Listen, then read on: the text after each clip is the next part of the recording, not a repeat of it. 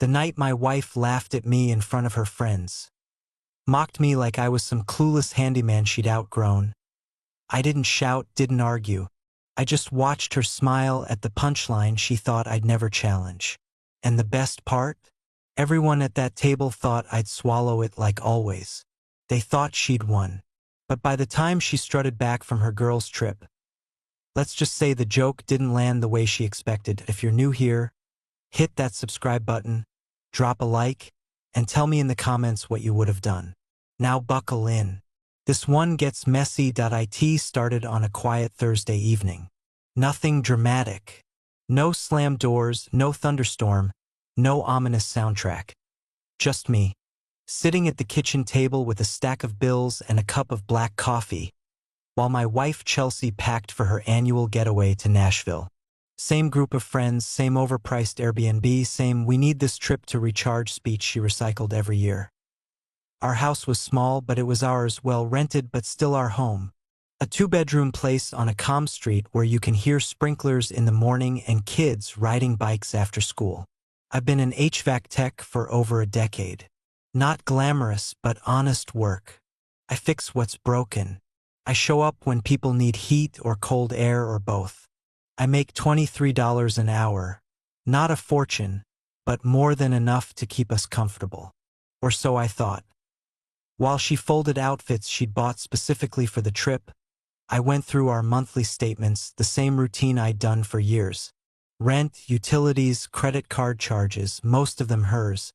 I didn't mind it. Every marriage has its balance. But that night, one charge caught my eye. "Hey, Chels," I said. Not accusing, just clarifying. "What's this $350 at Nordstrom?" She didn't even turn around at first. "Those heels I bought for Hannah's wedding," she said. "You saw them. $350? For shoes?" I said. "That's more than our electric bill." And that's when she did it. That tiny, dismissive eye roll that hits harder than a slap. "You act like we're broke," she said. "We're fine. You just stress over every dollar." "I just think big purchases should be talked about," I said. Calm, reasonable. She stopped folding, turned, planted her hands on her hips like I was an employee she planned to fire, and then she said it. "My friends think you're a joke, Noah. They think I married beneath me. And honestly, they're right." The room didn't spin. The world didn't go silent. No dramatic collapse. Instead, everything became painfully clear. Like someone wiped a fogged mirror, and I looked at her. At the woman I'd cooked for, supported, defended, believed in. The woman whose friends I had welcomed into our home with beers and barbecue.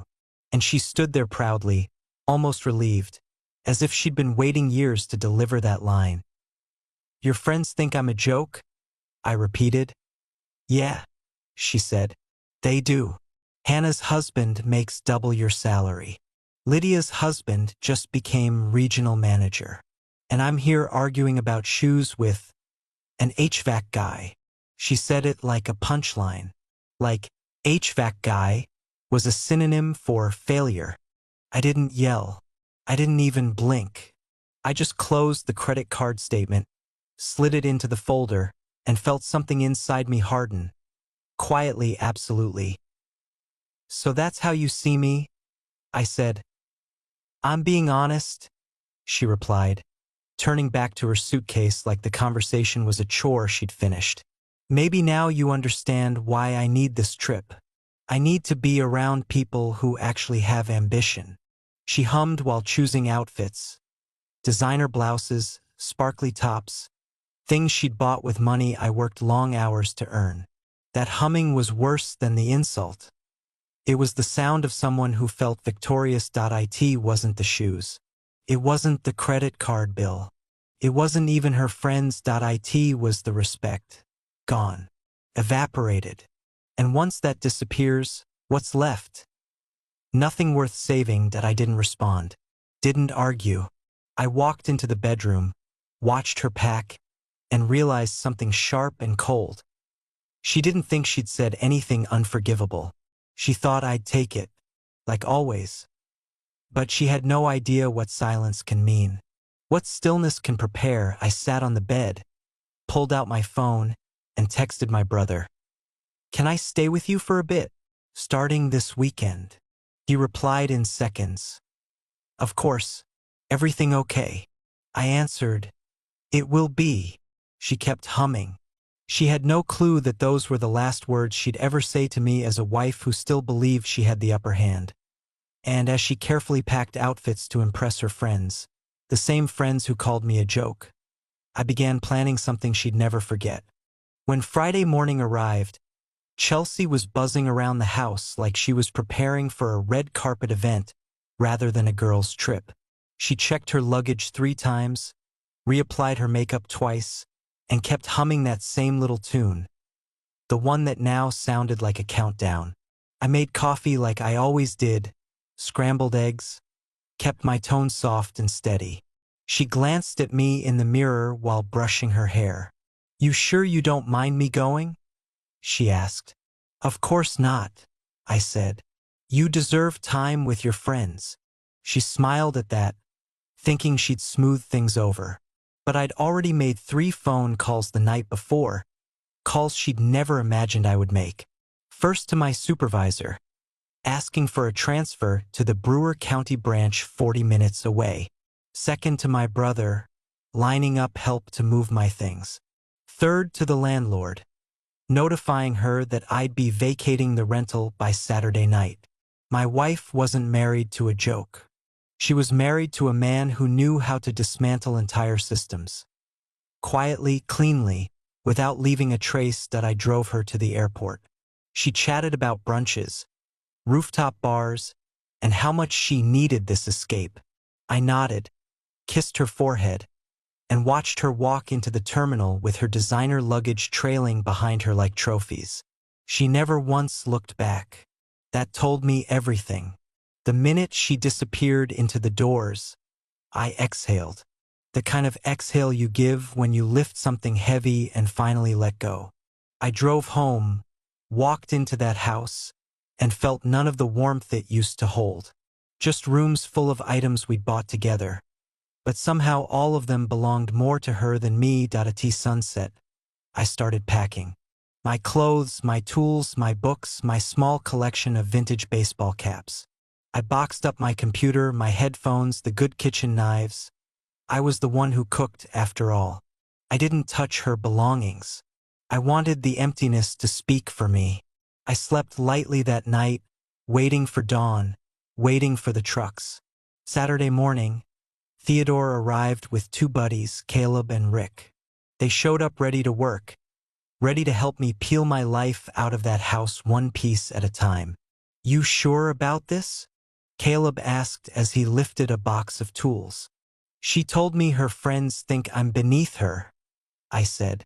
"And she agreed with them." Caleb didn't say another word. He just nodded and kept loading. Good men don't ask twice when the answer is that clear. It stunned me how little space my actual life took up. 2 pickup trucks, that was it. 12 years of marriage, and I realized most of the things inside that house weren't reflections of me at all. They were decorations she wanted, choices she made, aesthetics she curated. The TV was mine, though. The microwave, too. The coffee maker I'd bought as a gift for both of us. When I unplugged it, the kitchen suddenly felt colder, emptier, more honest. "You leaving a note?" Theodore asked. "Yeah," I said, pulling a folded sheet of plain white paper from my pocket. Simple and clear. I placed it on the table where she always tossed her keys after work. The house looked strange with half its soul gone.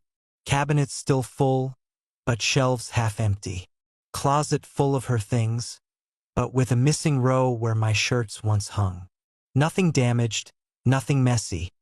Just absence. We locked up, returned the spare key to the landlord, and drove to Theodore's place. The guys helped me unpack into the spare room and the garage, cracking jokes to keep things light.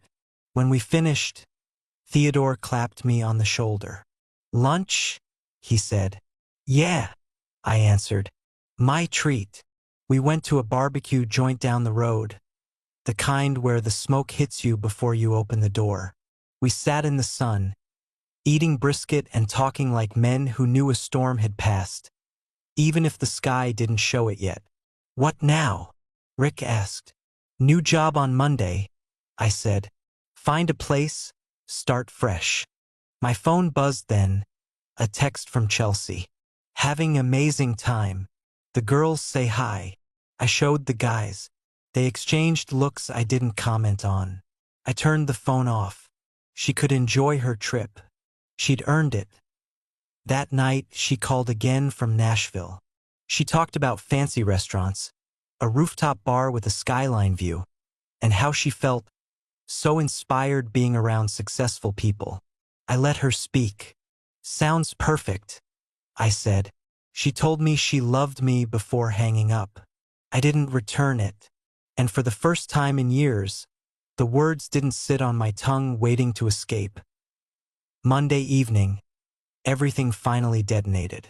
I was at Theodore's house helping him replace a thermostat when my phone began vibrating nonstop. Then the landline of the rental started calling. Then her cell. I ignored all of it. Around 8, I listened to the voicemails. They began with confusion, shifted to panic, slid into anger, and ended in shaking desperation. She'd found the half-empty house. She'd found the note. She'd realized something she never imagined could happen was already done. Noah, please call me, one voicemail said, her voice trembling. We can fix this. I'm sorry. Just come home. But I was home. And she didn't understand that empty house was the first honest conversation we'd had in years. By Tuesday morning. The calls stopped pretending. Now they begged, pleaded, demanded, accused. She even called my old supervisor, trying to track me down. That afternoon, she learned I'd transferred jobs. Something in her tone changed after that, like she realized the ground she stood on was no longer solid. And on Wednesday, the shift deepened. Her friends, the same ones who used to gossip and brag, stopped responding to her messages. One even unfriended her. Another asked if she needed financial help. The temperature in her world dropped fast. By Friday morning, 2 weeks after her insult, she cracked. She called my brother, crying, insisting she needed to talk to me, that our lives were falling apart, that I was the stubborn one. Theodore told her the truth. You showed him who you are, he said, and now you're upset he believed you. Saturday morning, she showed up at Theodore's house using her sister's phone. She looked small, nervous, lost, and when she asked for 10 minutes, just 10 minutes, I agreed. Not for reconciliation, for clarity, for truth, for the final conversation a man gives when the respect is gone and the bridge is already ash. She arrived exactly 1 hour later, stepping out of her sister's car like someone approaching the ruins of a life she never expected to crack. Her hands shook as she smoothed her hair. She hesitated before knocking, like she already knew the man waiting on the other side wasn't the same one she'd mocked before her trip. Theodore opened the door. Come in, he said flatly, and she walked into the kitchen where I sat at the table, arms folded, expression steady. She stopped when she saw me, like she'd rehearsed this moment but hadn't prepared for the silence. Noah, she whispered, you look good. Thanks, I said. You wanted to talk. Go ahead. She sat across from me, clutching her purse to her chest like a shield. Her eyes were red-rimmed, her voice worn down. I came to apologize. Really apologize. Not the way I tried on the phone. I've been thinking about that night nonstop, and I know what I said was cruel. I know I hurt you. I said nothing, just watched. She swallowed hard. You are not a joke. Your job matters. You matter. You've always taken care of us. I was stressed about money, and I took it out on you. I said things I didn't mean. You meant them, I said quietly. People say what they mean when they're angry. Anger removes filters.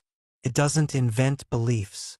She started crying then, real tears, not the performative ones I'd heard before.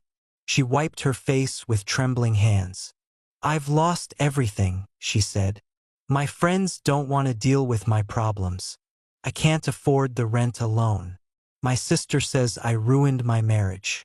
Even my own mother thinks I'm an idiot. I know I said something unforgivable, but please, we can fix this. We can go to counseling. We can work on communication. We can… No. She blinked like I'd slapped her. What do you mean, no? I mean, I'm not coming back. We're not fixing anything. She tried to smile, desperate. One fight? You're ending 12 years over one fight. I'm ending it, I said. Because the person I married revealed who she really is. You weren't angry that night, Chelsea. You were honest. You finally said what you believed, that you married beneath you. That your friends think I'm a joke. That you agree. She sucked in a breath like the words burned. I don't believe that. You did when you said it, I replied. And that's enough. She leaned forward, reaching for my hand, but I pulled back. Please, Noah. I love you. I loved who I thought you were, I said. But the woman who said those words? She's not someone I can build a life with. Not someone I can trust. Not someone I can respect. Silence stretched between us. Heavy. Final. I reached into the folder beside me and slid a stack of papers across the table. Divorce documents. She stared at them like they were written in another language. No, she whispered. No, no, no. You can't be serious. Completely, I said. You can sign them now, or later, but they're happening. Tears spilled fast now. Noah, this is insane. You're throwing away everything because your feelings got hurt. My feelings aren't hurt. My eyes are open. A man with self-respect doesn't stay married to someone embarrassed by him. She covered her face with shaking hands. What am I supposed to do? Whatever you want. You're an adult. Figure it out. But what about us? She asked through tears. There is no us, I said. You ended that the moment you decided your friends' opinions mattered more than your marriage. Theodore stood at the sink, silent but present. A witness, just like I wanted. Chelsea looked around the kitchen like she was trying to locate something familiar, something safe, but nothing here belonged to her. You're really done, she said softly, defeated. Yes, I replied, and you will be too. Eventually. She gathered her purse, her hands trembling, her breath shaky. She paused at the doorway. I didn't know words could end everything, she whispered. They don't end everything, I said. They reveal everything. And that was the last moment we shared as husband and wife. 6 weeks later, the divorce was finalized. She moved back into her parents' home and took a job at a call center. From what I heard, most of her Nashville friends faded out. Turns out the people who cheer you on when you mock your husband aren't the same people who help you rebuild your life when the laughter stops. I bought a modest place of my own, nothing fancy, but mine in every sense of the word. Quiet, peaceful, honest, and somewhere between hanging new shelves and fixing the porch light, I met someone. A contractor named Rachel. Sharp, strong, knows the value of good work and good people. We talk without pretending. We laugh without cruelty. We build things, real things, with our hands and our words. Sometimes, very rarely, I think about Chelsea. I wonder how she explains what happened. Maybe she blames the trip. Maybe she blames stress. Maybe she blames me. But here's what I know. When someone shows you who they are, believe them. And when someone laughs at you, truly laughs, believing you won't ever leave, you walk away so quietly they never hear the door close. And that, right there, is how the joke finally landed. If you enjoyed this story, Make sure to hit that subscribe button, drop a like, and leave a comment. It helps the channel more than you know.